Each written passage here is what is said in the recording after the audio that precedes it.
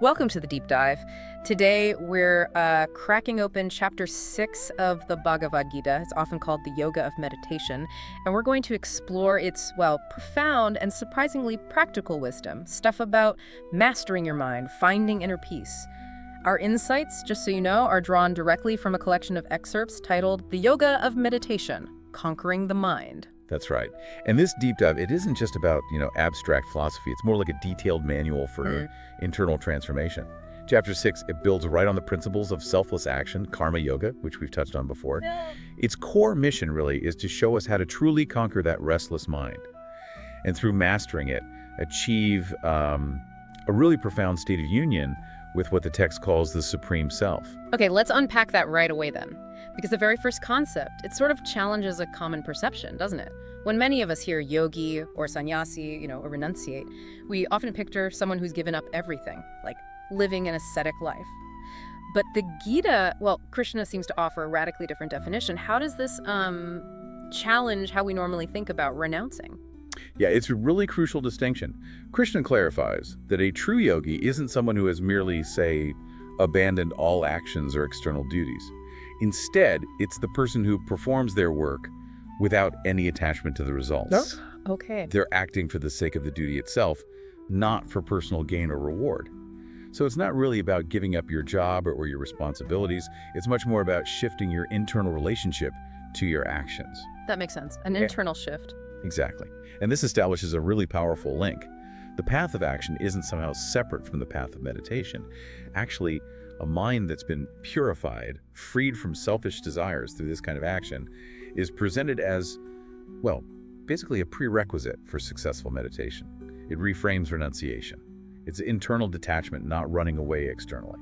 That clarifies it perfectly. Moving beyond the outward stuff to an inner state. And this focus on the internal state, it leads us right to what many consider the real heart of this chapter, the profound power and the peril of our own minds. This is where it gets really interesting, I think, because the text introduces this dual nature of the mind. How does this ancient idea offer maybe a radical shift in perspective on our daily struggles, with procrastination, self-doubt, or just being distracted? It puts it in the starkest terms, really. The mind is the greatest friend of the one who has conquered it. And conversely, the greatest enemy of the one who hasn't. Wow. Friend or enemy? Yeah. And it's not just a warning, it's actually an empowering insight, I think. A disciplined, controlled mind becomes this incredibly powerful tool for self-realization. It directs your energy, your focus. But an uncontrolled, restless mind, it constantly pulls you towards fleeting material desires, creates distress, pulls you away from any meaningful goal, spiritual or otherwise. The text is pretty unambiguous. Self-effort is paramount, and a person must redeem themselves by their own self. It demands we take a radical responsibility for our inner landscape. And this ancient wisdom resonates so much with modern psychology's understanding of how our thoughts, or rather our perception of our thoughts, determines their power over us. So if this self-effort is so crucial and the mind is either our best friend or worst enemy, how does the Gita guide us in making it our ally? Because the text isn't just philosophical talk, right? It gives incredibly specific, practical instructions for meditation. What are these ancient guidelines for getting started? Is there anything surprising in there? The guidance is remarkably detailed, actually. First, it advises finding a secluded place, a quiet, clean, private spot, free from distractions, which highlights the importance of creating the right external environment for inner work. Right, setting the stage. Exactly. Second, there's precise instruction on proper posture. The body, neck, and head should be held in a straight line, rigid but relaxed. And the gaze is typically fixed often on the tip of the nose or maybe another point. That's a powerful technique to stop the mind wandering off. Okay. And maybe the most insightful bit is the emphasis on moderation in life. It says one shouldn't eat too much or too little, nor sleep too much or too little. Ah, interesting. Not extreme asceticism, then. No, not at all. It's this insight that spiritual progress isn't about extremes, not deprivation, but about cultivating a stable internal environment. And that stability, it only comes from external balance. It sort of reframes self-discipline as strategic optimization for inner work, if that makes sense. Yeah, that moderation point is incredibly insightful. It connects our everyday habits, like eating and sleeping, directly to our ability to find inner stillness. It's not just about what happens on the meditation cushion, but how we live our whole lives. And once you start to cultivate that focused mind, the text uses such a beautiful memorable simile to describe its ultimate state. It does, yeah. Krishna compares a focused mind in meditation to a lamp flame in a windless place, which does not flicker. Lovely image. It really captures the goal, doesn't it? Unwavering concentration, a state where the mind isn't agitated by thoughts or desires or external stuff, just profound stillness. Yeah. And it acknowledges, look, controlling the mind is incredibly difficult. Even Arjuna, the great warrior, admits how hard it is. He likens it to trying to control the wind. Right, which feels very relatable. Absolutely. Yeah. But Krishna reassures him and reassures you listening that it is possible through consistent practice and through cultivating detachment. It kind of gives us permission to acknowledge our own struggles without feeling like we're failing. So, with that consistent practice and detachment, what's the ultimate aim then? When that lamp flame truly doesn't flicker, what's the state the text points to? What does this all mean for the ultimate experience of consciousness? Well, the ultimate goal of this meditation practice is described as entering a state called samadhi. It's a deep meditative trance.